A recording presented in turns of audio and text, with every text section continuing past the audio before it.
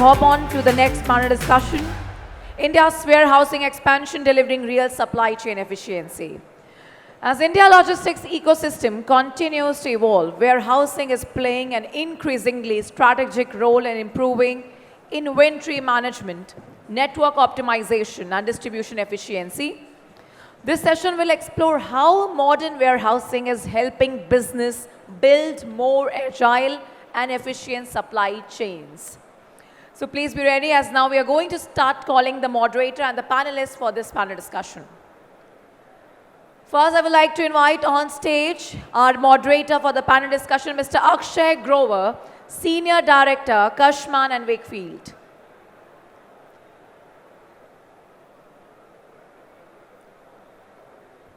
Working closely with developers, occupiers and investors across the logistics, real estate sector, he offers a unique perspective on warehousing expansion, network design and the infrastructure shaping the future of supply chains.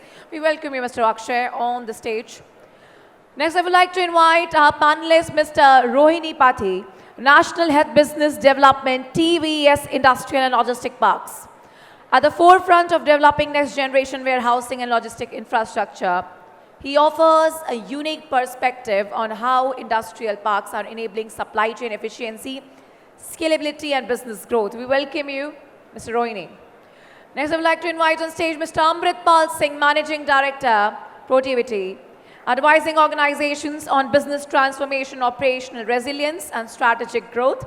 He brings valuable insights into how companies can navigate disruption, strengthen decision-making, and build future-ready operating models. We welcome you, Mr. Amritpal Singh. Next, I'd like to invite on stage Mr. Shonik Goyal, President and Head Supply Chain Management, Sheela Foam. Leading supply chain operations, one of India's largest comfort and mattress brands, he brings valuable insights into networking, optimization, demand responsiveness, and building supply chains that support scale and customer expectations. We welcome you, Mr. Shonik. Up next, we have Mr. Amit Rai, Head Warehousing and Transportation, Amway. Leading the movement of products from distribution centers to customers across India. He offers a practical perspective on warehousing excellence, transportation optimization, and creative responsive fulfillment networks. So the future is here. Now I request Mr. Akshay Grover to please take it ahead from here. Thank you. Hello. I think I'll have to use the other mic only. Are you audible? Thank you.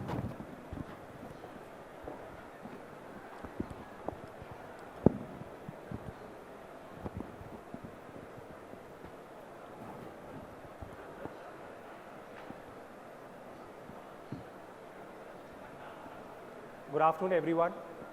First of all, a very warm welcome to our distinguished panelists. Thank you for everybody in the audience who has taken out time to attend this session. We hope this is going to be a very enriching session for all of you. The topic of discussion that we have for today is India's warehousing expansion, delivering real supply chain efficiency. Over the last decade or so, you would have seen there has been a tremendous growth in grade A warehouses, logistics park, multi-modal infrastructure. But today the question is not only about how much warehousing space or how much storage space is actually available on ground. The real question is that whether this expansion has translated into measurable business outcomes. Warehousing today, we do not take it only as a storage function, but as an enabler for business performance. This is what we tend to talk to our panelists today and enrich ourselves. So, as I mentioned, over the past decade, what, according to all of you, do we see as the biggest structural or operational thing that has led to this transformation into the warehousing sector? I mean, we can begin from any one of you to, just enlighten on this topic. Good afternoon, everyone. I know it's post-lunch. I can see a lot of seats vacant in the front rows and a lot of people standing behind. I would request people to come in front. We'll make sure that you don't get bored out of this. We'll make it extremely, interesting, this discussion. Coming to your point, basically what has transformed or what has changed in the last decade is the availability of warehousing space. I think there's a lot of standardization that has happened as far as warehousing is concerned, and the availability with the help of logistics parks in and around the consumption centers, the availability of A-class warehousing space is something that has improved remarkably, and that is leading to better availability of products near the consumption centers, and that is having an impact on the growth, on the overall growth trajectory of the companies. Yeah. Thank you. Yeah. Hello. Yeah, so I think as the economy is transforming, right, I think we need a lot of supply chain initiatives by various partners in the economy to really boost the economy going forward. So what really happened in the last 10 years is that, as sir mentioned, that, the infrastructure has bettered. A lot of warehouses have come in to supply to the consumption centers. So more importantly, I think most of the manufacturers who were kind of manufacturing and supplying to various centers in India, they slowly started, setting up hub and spoke model across the country so that they can deliver in no time. And a lot of efficiency have come into place, like, so every square foot of the space they lease out. They would like to maximize, they will build the racking system, they have the mezzanines, bring in more efficiency in delivering on time. All these have progressed really well. And we have a long way to go. Given the Indian economy, the per capita income is very low. Any slight increase in per capita income is going to give substantial consumption going forward. And to that to happen, supply chain or supply chain infrastructure is going to play a very important role. For instance, I will tell a small example. Few years back, I went to China, wherein there is not even top 10 city. Name is Xiamen. Xiamen is very known for granite stone. Though they don't have good granite in that location, they can sell any granite available across the globe. So they just import the raw material, the stone, rock, as I would say. They will cut, polish, process, and then sell on the spot. So government has identified 10-kilometer distance of storage space where the buyers across the globe can visit, select whichever rock they want to be processed. They will make a call to a number which is written on the rock. They will get it processed and shipped on from the same location to anywhere in the globe. So that kind of supply chain solutions that the country has to provide going forward, I think we play a very important role in the last mile connectivity, and I hope that we better the facilities available in the country going forward. So Akshay, if I can add to what the discussion was happening, see that last 10 years have been very transformative, not only for the economy, but for the whole ecosystem. And supply chain has moved from the back door to the front end to the board level. And many of the disruption has forced enterprises to look into that. So when COVID came, obviously the availability becomes so important. So the last 10 years, if respect to India, India was the biggest part of the whole global system. Now, obviously we can discuss the effect of globalization, but globalization has started transforming those supply chain landscapes.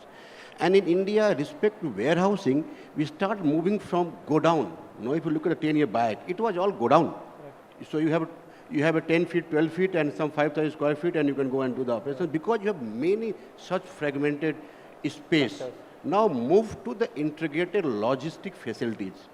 And then, nobody talk about 5,000, 10,000. You start talking about 50,000 and multiple of that. And right time, the government can be those right policies, and right time, the infrastructure start enabling and making the whole transformation very fast. So if I talk about Uttar Pradesh, kind of highway we have in Uttar Pradesh, we never thought. And I live in a different part of country, we used to think when this part of country will have those facilities in terms of your highways. Now those, and every highway create the logistics facilities, right? So this has transformed there. And to give one example, not take, now whole invent of the e-commerce and Q-commerce, your warehousing become key to value creation. While talking about enabler. So the way you service the customer is not only the product, but how do you make it available? If you make promise of 10 minutes or half an hour, it's all depend how efficient your warehouse operations are.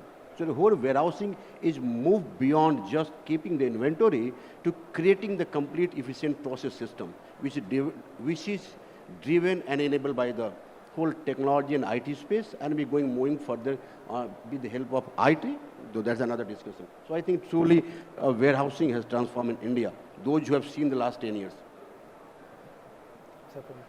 Actually, I completely agree with Amit, and that's what I was also, trying to say at the time. When we 10 years, 12 years back, if we look at warehousing, we used to see a godown only, okay? And then now it has transformed into something where the science goes in, the logic goes in, and automation goes in. At least the space had got created, okay?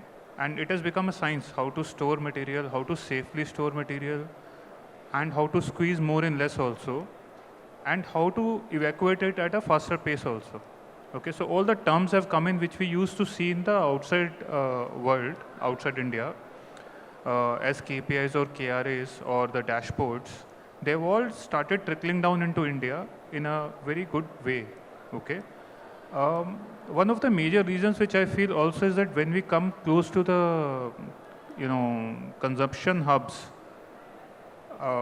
the space is becoming limited and costs are skyrocketing, right? So suddenly when you go nearer to Bombay or nearer to Delhi or any of these places, when you want to put your, stuff there, any company still wants the lowest cost. And now it can only be possible when you are going higher up, stacking it in a proper manner. When you're going up, then you also have to evacuate at a faster level. So all efficiencies parameters will come in.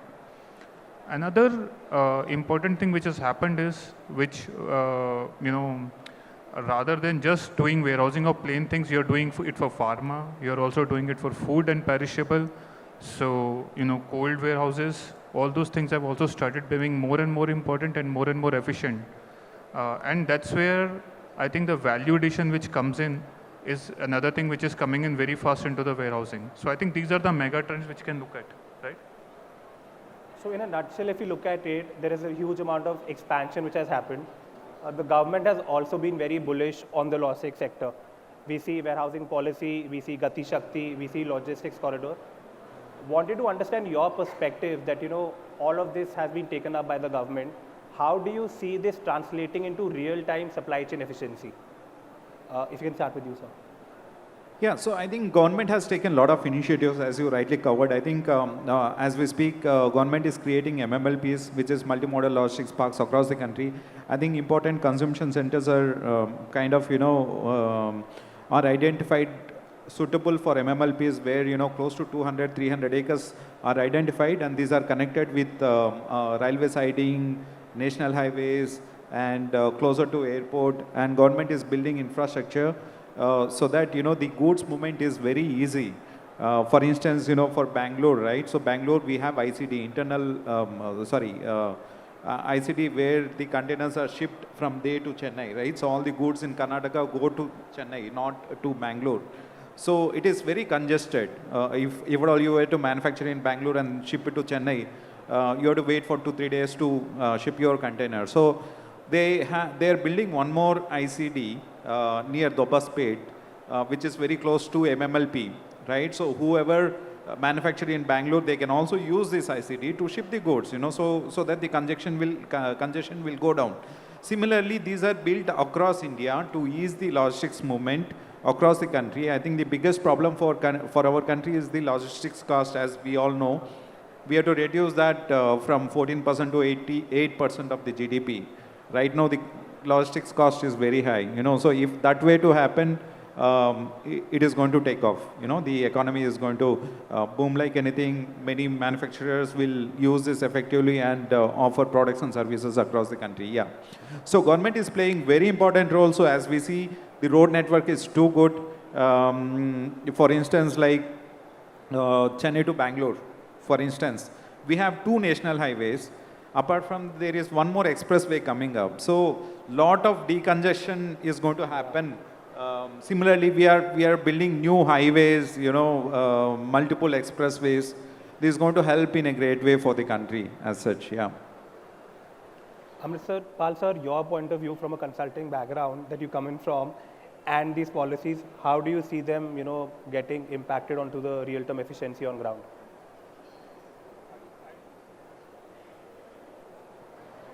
Sorry. So I feel that most of these policies have been like there for around 5 years now, and like Gati Shakti and all. I think they have lived their life, and something more needs to be done. I mean, whatever planning has happened till now has happened, and it has given some fruits in terms of multimodal park coming in, your dedicated corridor getting lively now, and some people's owning, some of the companies owning the rakes and all. But I think a lot more needs to be done from the government side, and I don't think the new some more things have to happen, because I think it's now too stale. Whatever has been discussed, Gati Shakti has been getting discussed for last 5 years in various forums, and some work have happened.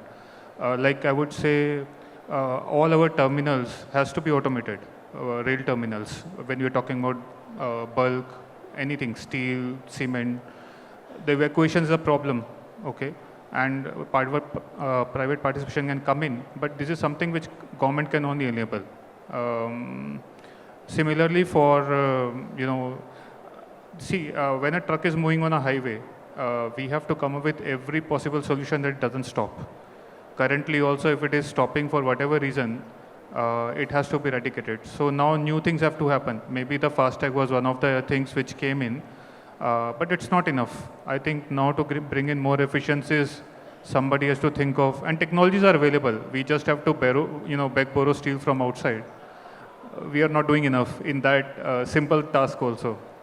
So a lot more can be done. That is my take.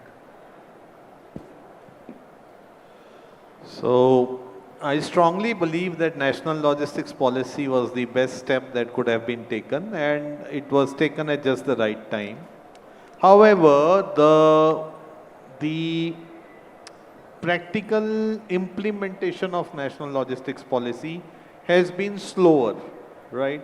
I mean, the dedicated freight corridors or the MMLPs, the multimodal logistics parks, are coming in now. I think probably it's taken little more time, right? The customer today, the end consumer today is becoming ever impatient, right? We need everything in 1 hour or 10 minutes or at the max 1 day. So there was a time when customer was very patient, right? Customer would order something and wait. Today the customer is totally impatient.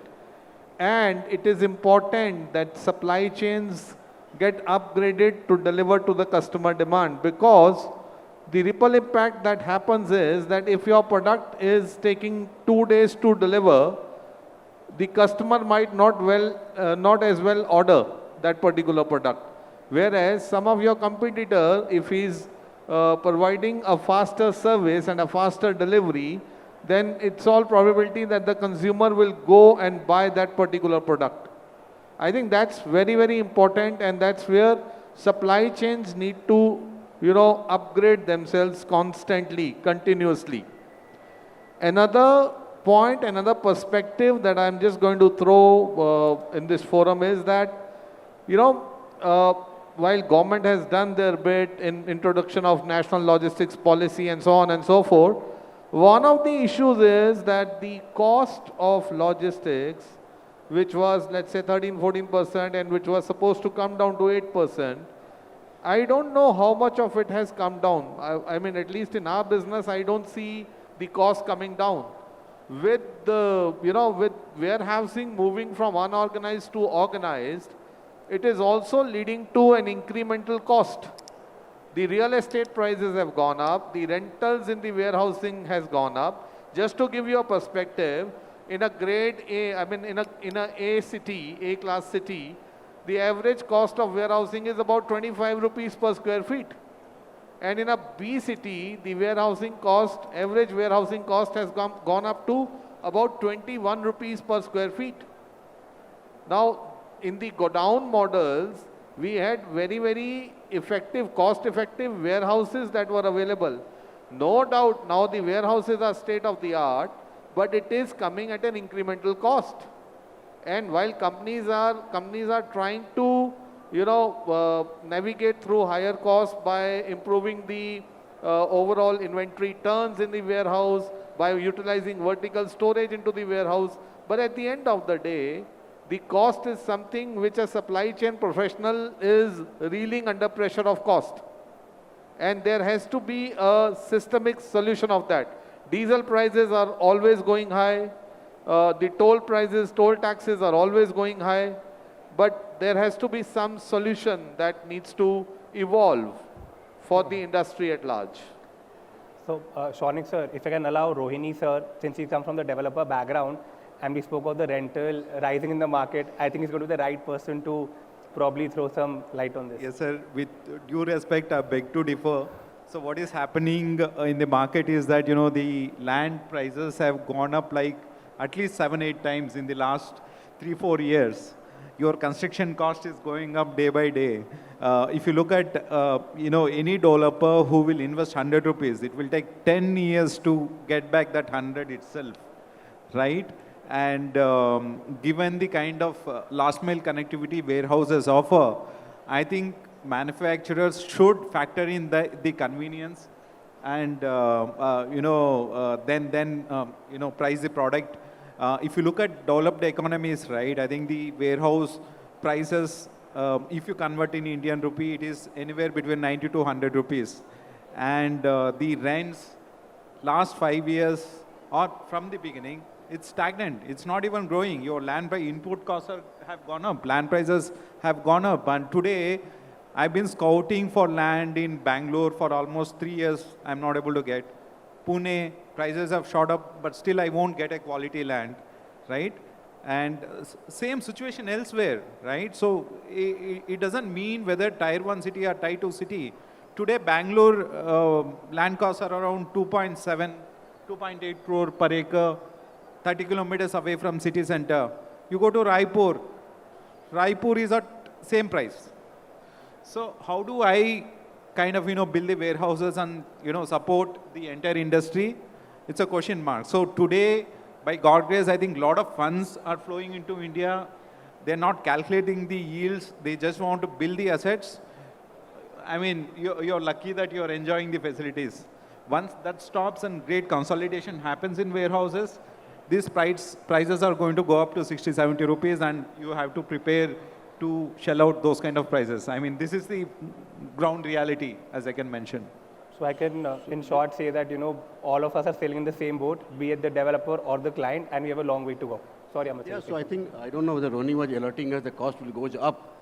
And I think Shonik was very rightly say that we look at the cost part of that, where the policy level original question Akshay was how Gati Shakti and logistic policy were helping to us, and cost element has come very rightly. But I think the time has, only if I look at the cost element, obviously Rohini will not decrease the cost, and we have a pressure to keep this very competitive, right? So I think what start looking at that, look at the warehousing not at the loan activity, but the part of the very whole warehousing and transportation and whole planning piece together. So do I reduce my space requirement? That's one question which I always look at that. Can I reduce my space requirement? Have more agile connectivity between the way we plan it, the way we produce it, that way keep the number of inventory, that will make the process more agile. I think this is one of the discussion we have to take, because we can't reduce the land prices. I mean, the land prices going up every places, and technology cost is going up. So it's not also technology cost is coming down. Now what's happening rightly is that your transportation efficiency has gone up.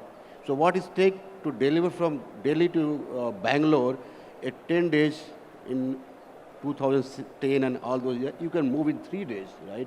With those efficiencies. So I think one way to start enabling the scaling of the operation, reducing the number of warehouses, those is small, and reducing the inventory, right? You will also not provide the good space to reduce the cost. But policy side of that, I think government has been very proactive. It's not bringing the national policy, but I said inspiring the state to bring the state level logistic policy. And I think that's the best thing to happen. Because the real administration happened on the state level. All these things we're talking about, it's most go to the state preview. So whether land, cost of constructions, registration cost, your fuel, because fuel prices vary from state to extent of 5%. So I think government is the whole nation approach to bring the policies not only on the central level, but bring on the state level. So give example, when the state goes to create an expressway, they make sure that they have enough space along the side of the road to create a logistic parks. Today where the India rank is, but the cost of logistic which customer pay to the manufacturer or to the supplier is very low in India. If you go to e-commerce site and open any e-commerce site in any European country and a US country, and for a small packet, the kind of money you pay, even to return the kind of money you pay in the dollar, is much higher than what you pay in India. And this all happened because a lot of efficiency has built up, and those driven by the policy and by the state and by the state. For example, Akshay has gone up. Imagine if the Akshay was there, we would not be delivering in the city. So there's no Akshay. Your GST has gone up. So movement between the state has gone faster up. So policy has really helped us. Yes, certainly we can do a lot. So sir, Amit sir, if you can just add on to this, out of all the reasons that the panelists have stated, which one do you think from a client's perspective is the major bottleneck that India is seeing today? There are so many that we have stated, but if you have to state one, which one would that be? So see, the bottleneck is still in terms of adopting the technology.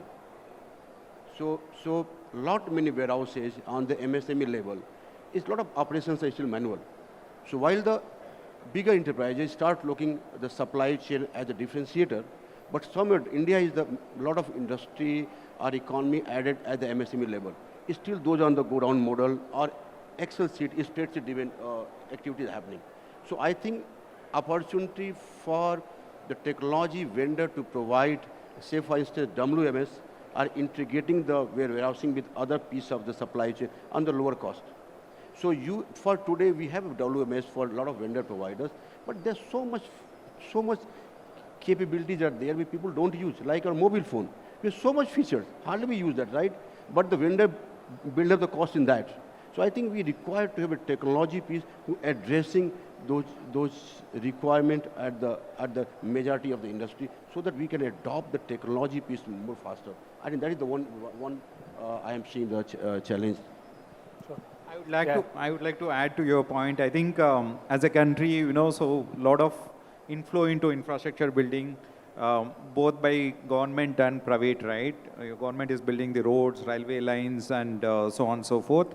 And private players are building warehouses, all that, transportation, 3PL services, all that. We do have enough services. I think one thing, I think I will be very blunt.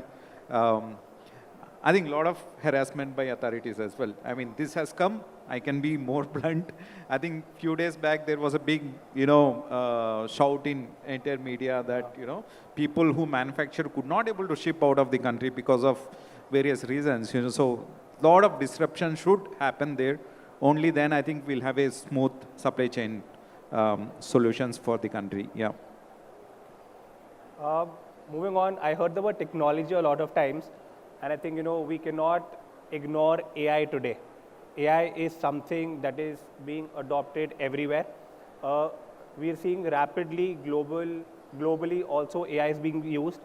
Do you think India is actually ready and the ecosystem is ready on the logistics and supply chain front to adopt AI? Do you think that is something that we can enable ourselves in the future? So 2 points. One, are we ready today? Do you think we can enable ourselves in the near future and compare ourselves globally how AI is being used? I think from Amritpal sir, if you can start. So I think consulting has taken a jump into AI. Obviously, they have to do it a real fast in the industry. So even for logistics and supply chain, that is true. in our company, and I would say AI is become an enabler because it's a no-code kind of a environment, right? So something where you need to have a very definitive product to start, now you don't need it, okay? So a lot of applications, small applications are getting developed, which used to be products initially, but now are just you can develop yourself in your company and use them. I can give some examples, like if you are creating a freight calculator, okay? Now you can, using a no-code environment, it is very easy to develop that application. Even a logistic professional should be able to do it. He can fetch the rates of all the states of India in one go just by asking a LLM, okay? And he can get all the toll information in the same place in his control room or on his desktop in one go. And he can get even if he asks, that what is the terrain like, he will get a terrain mix also for the route which he is going to take. So everything is for which people used to do a recce, sitting in going with the truck once and seeing kahan jana hai, kya karna hai. Now it is all, you get that information at 90-95% accuracy. So estimating the freight is becoming a very small thing, and one application you can do that, and then you can do a negotiation with the freight provider also, that this is what it is right now. Similarly, other applications you can also think of, which can be very quickly generated in terms of let's say load optimization. If you're doing some product which is volumetric, or which is previously people used to have these applications getting developed. Now you can use AI and do it. Another area I can think of immediately is the supply chain optimization part, where your warehouse is supposed to be located, which part of the city. Now you can feed your demand into a LLM model, do a clustering. It does it for you automatically. Using the latest techniques, it can do it. You don't need to wait for a Blue Yonder or various Llama soft use करके मैं पूरा modeling करूँगा. Any guy who is out of the college who has a good understanding of these things can help you do it, and it will give you a reasonably good answer. Okay, I'm not saying it will be as accurate as perfect. So we are doing these things now, and so the cost of doing optimization and cost of improving efficiency is becoming easier. And you can ask a lot of questions from there. Okay, why you asked me to take this vehicle from point A to point B rather than C? It gives you answer. You don't have to find that answer from the solution which your software last time used to give you. Now you can ask it, and he tells you why this route I have decided. Okay, so much power has come to people, in the logistic department. Only thing is that people have not started using it. So I think I hope I've answered the question. Yeah, I mean, from the AI point of view, where you can start. These are the simple things you can start immediately, and then more complex thing you can leave it to us. We'll come and solve for you. Yeah. So Shonik sir, moving forward, do you think the competitive advantage will come from physical infrastructure, or will come from AI-driven supply chain efficiency? Taking from what sir said. Both. I think both are equally important, and both need to go hand in hand. So AI is too big now to ignore. I think if we keep ignoring AI, then there'll be a time when we'll be left behind, right? Similarly, EV vehicles today are too big to ignore, right? So physical infrastructure improvement is also very, very important, and adoption of AI to optimize human effort, to optimize the timelines, because see, bandwidth is becoming a challenge for supply chain professionals today, because you are right there in the thick of things, right from input raw materials to production planning to your logistics planning to fulfilling the customer demand. It's a 24/7 thankless job that each of the supply chain professional is doing, and one has serious bandwidth issues today, right from the boardroom to where the truck is getting loaded and to where the truck is getting delivered. Supply chain professionals need to have it all on their tips. You can't do it humanly. You need You need support of technology. You of course need AI to optimize your warehousing footprint, network design, your manufacturing design, then your transportation lead time, your number of kilometers, how do you optimize those? So there's a hell lot of things that you can do with the help of technology and with the help of AI. So that has to happen. If not today, then maybe tomorrow. Today you may do it at your will, tomorrow you will do it under pressure of remaining competitive. Physical infrastructure is also equally important because until or unless you have dedicated freight corridors or you have multimodal logistics parks, or until or unless you have the road infrastructure supporting a faster delivery, how on earth are you going to do it? You know, there was a time when people used to be afraid to go to Sona Road from Gurgaon. Today there's a beautiful expressway from Gurgaon to that Mumbai expressway covering Sona and passing through Sona. And you know, you can be in Mumbai in about 14 hours. Right? Who would have thought it would take generally about 2.5 to 3 days with a good driver? You know, these infrastructure changes need to happen. The infrastructure, the road network has to come up leaps and bounces because that is how you will ensure faster deliveries. That's my take. Sure. So Amit sir, so we've spoken about AI is something that we can't ignore. Warehouses are becoming more technology enabled. Moving forward, how do you see that we need to upskill our manpower at warehouses to ensure they are meeting these requirements? See, because technology is coming, AI is coming, but at the end of the day, you know how India operates. Workforce is something that we can't really ignore. What measures should be taken, and do you think we'll be able to match up to the technology that's now been happening around? I think it's a great question. See, one of the issue in supply chain and those who have been long in STEAM understand the quality of people who get in supply chain. Correct. So for any business school, it was not a first company when you go to campus, people out for that. But fortunately, that has been changing. And now there are institutes who are focusing on the operations, and there are set of people are focusing on those careers. So the talent which was ignoring the industry are wanted to be the part of the industry. Number one, even that include from the D&I perspective. So gender mix was absolutely one-sided.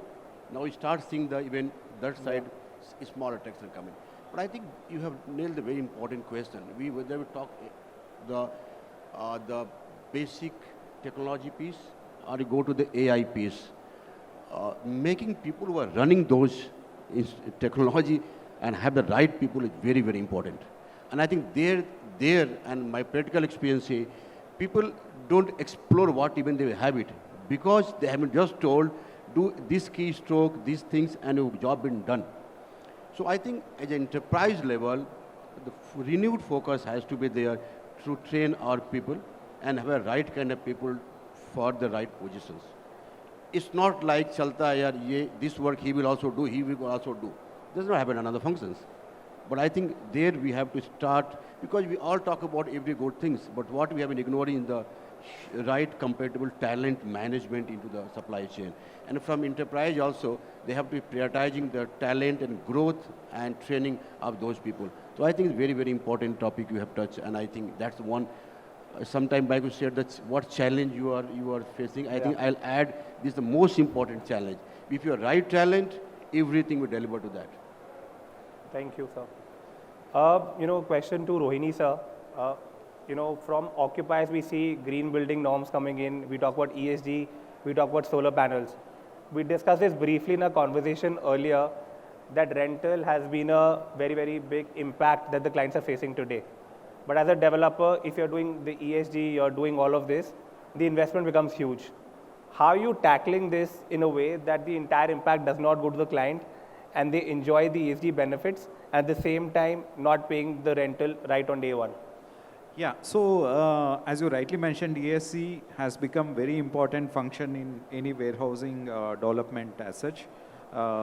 It's the basic requirement now, right? So anyway, any developer who is developing, logistics parks have to have the ESG factor in the park.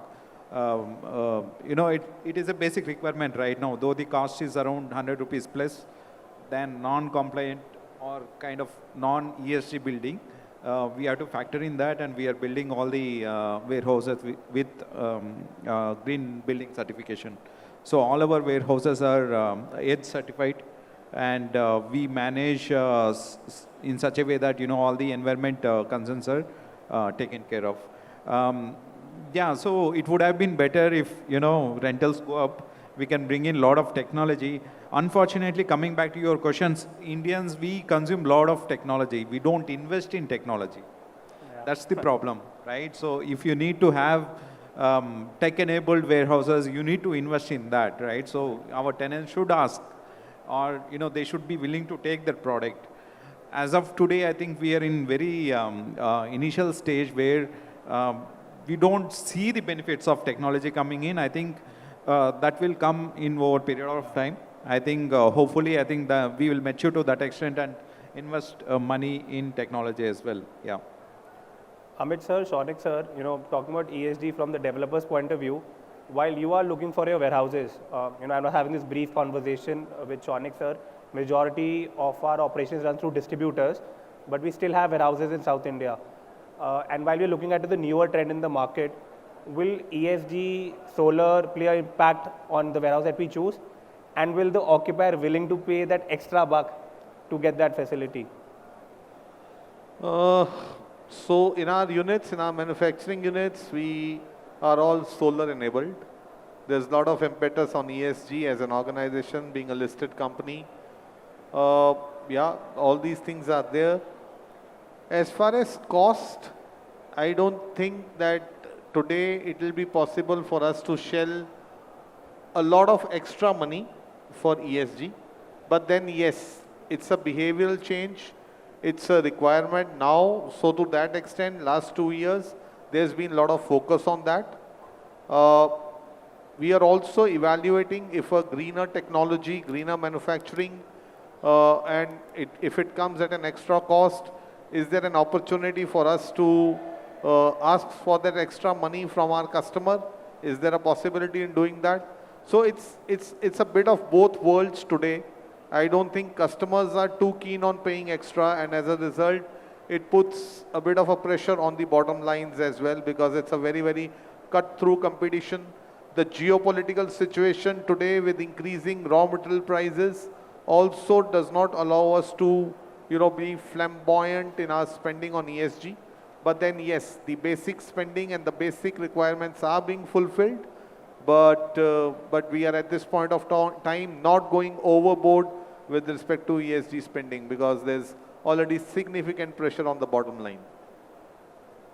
So, Akshay, if I just add to the whole discussion of ESG piece, it has not to be looked at only from the warehousing perspective, but enterprise level. Now, if your enterprise is prioritizing that, then it becomes easy for you to plug in your warehousing. Now, you have a ESG in the warehousing, but there are other elements to the supply chain. How are you doing the distribution? Is the focus in EV vehicles? Then again, within the city you have EV vehicle, but what about intercity, right? So I think there is a discussion happening, there is a willingness, but what cost, I think that different enterprise companies are up evaluating differently. But if you look at the whole enterprise perspective, and it's not only used as a warehouse level, but the marketing level, the marketing, your sales, your manufacturing, and ESG become the enterprise level, then your warehousing fit into that. So the kind of, for example, the packaging material you use is recyclable. Or what are you using in the warehouse? A customer may not be very, what Shonik was saying, caring what kind of power generation doing a warehouse, right? But your investor may be, right? So different, so this element have a depend upon who are a stakeholder and which stakeholder I'm trying it. So if I creating a warehouse and I want to expansion mode, probably I get this, and if you're funding from outside, because India, a set of industry are working in alignment with other markets. So depend upon which segment and which metrics you're following, but personal level, this is something we have to start caring about. Thank you, sir. If we talk about the entire distribution network, the last leg sometimes happen to the most important one when the delivery is happening. How do you see in times to come we can better integrate warehouse facility with the transportation network to reduce our bottlenecks? We can start with you only, Amit sir. Since you're talking about, it is the entire ecosystem, how do you think, we can enable the last leg in a better manner that the transportation is able to integrate with the warehousing facility? I think I'll pick up from your question on last one. See, one of the piece, and when you or I order something, the product, and it comes from the nearest fulfillment center, we are not also worried about how the product is coming, in which packaging coming, but which person is bringing. The way he engage with you for a couple of seconds at doorstep, and when he even seek his OTP, right? Someone has ordered it, and in family someone has ordered it, OTP is gone to his mobile phone, and when the delivery boy at home, the OTP is not there. Now, how is managing those engagement? I'm saying the whole delivery engagement piece is very important. So I think what important today is how do I integrate the transportation and warehousing? Those interoperability are frictionless integration very, very important. For example, happen that sometime you track, when you order, you also track your product, right? Sometimes it's out for delivery, right? But it's not reached to you. So how do I bring those truth that it's really out for delivery? Or when you get, it has undelivered because you are not at home, right? So how do you ensure, because you are engaging with the customer service who are engaging with the customer based on the information available. Now the warehousing and transportation, those seamlessness, enterprise at time operate with one system in warehouse and another system in transportation. Those integration become very crucial when we do a value to the last leg. Last leg, people sometimes you get also, and it's not about only the product, even food becomes the part of the product, right? And people have various experiences, go to social media, how their food packet was delivered last night. And in the urban cluster like Gurgaon, now you have got apartments, right, big. These all have those security restrictions, their entry points. And I have seen your transportation software integrated with their security software. So they have pre-approval to come in there. So I think the piece is very involving. Important is that seamlessness between technology operating for the last mile and warehousing. Those has to be absolutely syncing. So let's say your point of view on this. So very important, we are mattress manufacturers, and mattress is something which is close to our bodies, which is lying in our bedrooms. So effectively, the last mile delivery becomes very, very important for us. The delivery boys need to be very, very patient with the customers, because you're going to deliver a mattress, and if you're impatient or if you're dirty, and if there are, let's say, there is dust on the mattress, it just spoils the customer experience. So, we do take a lot of care in who is delivering for us, how are they delivering to us. There is training, there are dedicated delivery professionals that we've engaged with to give that experience, which a brand like Sleepwell should give to their customers. And did you sleep well is one of our taglines. Yeah, take care, sleep well is something that the delivery boys would always say to their customers.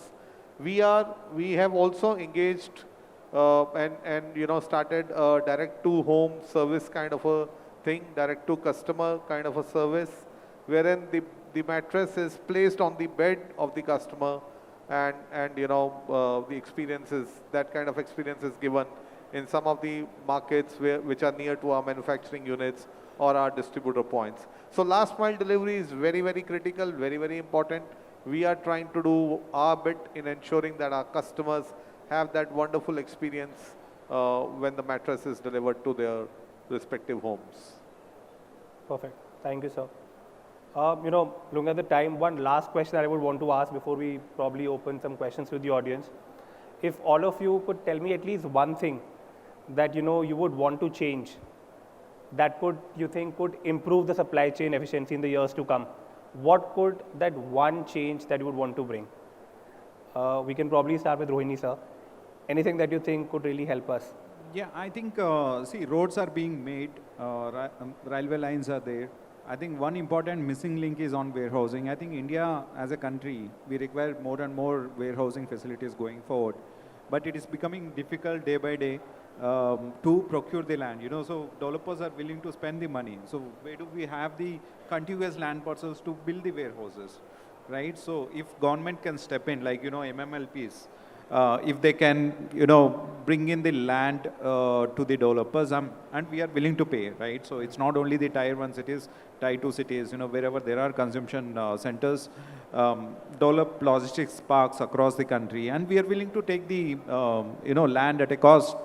We can develop them easily. So for me today, I'm spending a lot of time on land acquisition. It may go up to 1 year, 1.5 years, 2 years, who knows? I mean, whether it will conclude, not conclude, God only knows. That is the kind of uncertainty we are living with, even though we are willing to invest money into building the warehouses, right? So at least if government can help us in identifying these and, provide easy procurement of land, I think that half headache is gone, and then we are ready to invest money and then develop the facilities. Yeah.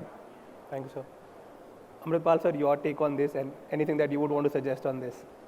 I strongly feel that a national backbone is required for freight side. In terms of what I would say is that just like the we have done FASTag, I think there should be a GPS also should be common among all trucks, so that the trackability, traceability becomes better. And a truck doesn't need to carry multiple GPS for each company, and it becomes a cost on the logistics ecosystem itself. I think that is something which government should look at, and there should be some unified policy around it. I think it's more important that people choose supply chain as the core in their careers. I think a lot of educational institutions have included supply chain as one of the courses in their curriculums. I think a lot of work needs to be done there. There was a time when I graduated, I did my engineering, all software companies would come in, and those would get filled very, very fast. Some of the manufacturing companies would get filled very fast, but the general trend was no logistics and no supply chain. वो कौन करेगा, है ना? So I think there has been a transition over the last 2 decades, more so after COVID in the last 5-7 years, but I think a lot more needs to be done.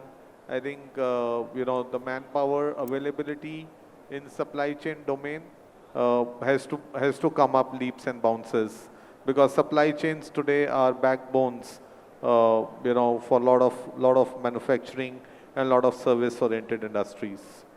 Yeah, that's my take.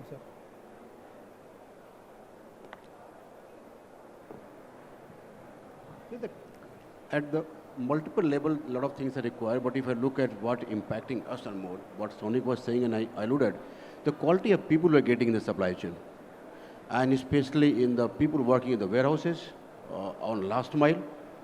I mean, I always have worried when a package goes from the fulfillment center and reaches to especially tier 2 city, say about Meerut or Etawah, or if you are in the south, is go to Tumkur or Belgavi, it go multiple handling. And the people who are handling it, when they unload, I don't know if you visualize it or not, sometimes they'll throw it. Can some technology there to ensure that packages are properly safe and secure? And also, one is that piece. Second is the people who are handling it. For them, it's a packet, they're just counting it, right?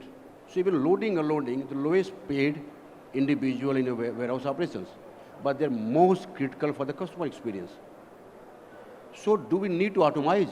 Not very few companies do, except Europe and America. India don't do, because labor arbitrage in the favor of the manual operation, manual loading, unloading. So don't go to automation. But these are the pieces, if you can convince that, no, these are the most important piece to improve bring the automation and the product, the package handling level and training of the individuals. So there are two things, if you do a lot, I think we will help the supply chain and warehousing to a great extent. Thank you to all of you. Do we have any questions from the audience before we wind up the session? We're more than happy to take any question right now.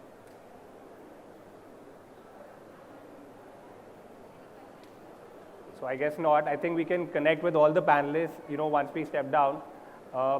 Thank you to all of you guys for having such an enriching session. Thank you so much.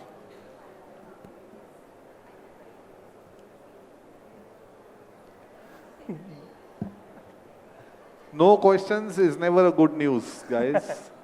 Is there a question? Yeah, I see a absolutely. gentleman there. Yes, sir. Can we have a mic, please, for the audience? Yeah, here. Yes, sir. Good afternoon to the panel. My question is, I feel, I just think about a scenario, like today we have a make my trip, clear trip, where we have all the the air ticket rates online. If tomorrow in a scenario, we have all freight rates, are you able to hear or not? Okay, now is okay? Okay, just think about the scenario if tomorrow we have all sea freights and air freights online, then what do you think where will be the freight forwarding industry will be? Isn't there a threat to the industry? बहुत blurred है. The voice is a little blurred. On the stage, it's. I think without the mic, you can still step in a little forward and just ask the question again. It's fine. Yeah, we can't hear on the stage. Yeah, please. It's okay. Please. Do you want to have one-to-one question? No, it's fine. It's not audible. Yeah, go ahead. I just think about the scenario, like today we have a book my trip, make my trip, and think about the scenario, tomorrow we have a book my freight, where we have all sea freight and air freight online and container booking, where will the freight industry? Isn't it a biggest threat? That all freight forwarding will become a SHS. They'll act like SHS. So are we ready for that? So it's a very, very good question. So the question asked by your good name, Mr. Atul Kaushik has asked a very, very pertinent question. That today we have the Make My Trips and we have the booking.coms of the world. Tomorrow, if we have something called Book My Freight, will it not disrupt the freight industry? Where would the freight industry go? So that's the question.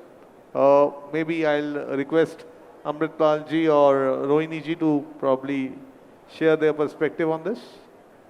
I think a lot of people have made an attempt toward this, especially for the freight side. If you look at Porter as one of the, when we talk about within the city, but across city also some national index freight index came up, but it has not worked so well. But idea here is that people want to go in that direction.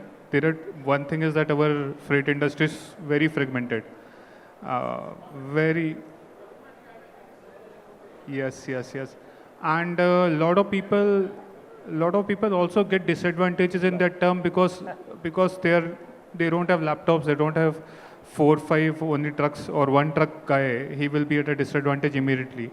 So I think we will reach there at some time, but that effort is already there. I mean, a lot of people are thinking about it. It's just not successful yet. It can happen to sea freights faster. Over there, a lot of but right now it's anyway going through so much disruption. So I think it will take some time to reach that level, but eventually it should reach there. That should be the goal. I totally agree with you. Yeah. Maximum efficiency will come at that time. Yeah. Yes. I would like to answer that. I think one important link is the road transportation in entire freight management. So I think there are a couple of service providers who are providing the service, but it did not take off big time. The reason being, I was with Ashok Leyland earlier, so I can tell you with confidence that 80 to 85% of the trucks owned in India are single truck owners, and they are not well educated to use the app and then put their service online and get the business. So that's where I think it takes long time or few years later where a lot of consolidation happens in trucking as well. Then I think these services can take off, in my opinion. Okay. So we can have an offline discussion on that, absolutely.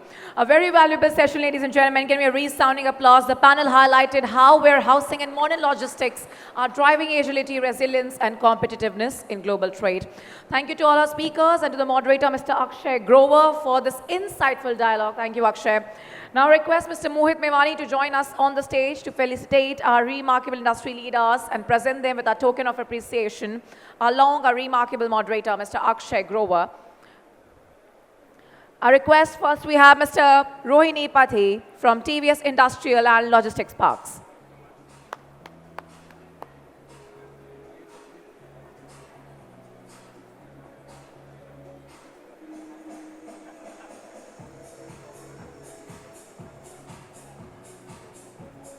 Mr. Amritpal Singh from Protiviti.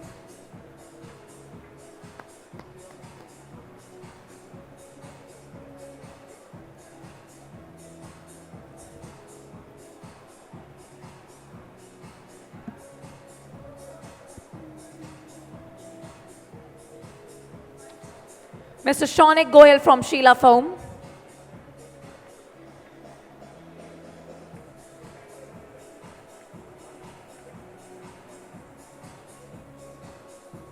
Mr. Mohit Johari from Shriram Piston and Rings. Mr. Mohit is not here. I'm sorry. Mr. Amit Rai from Amway.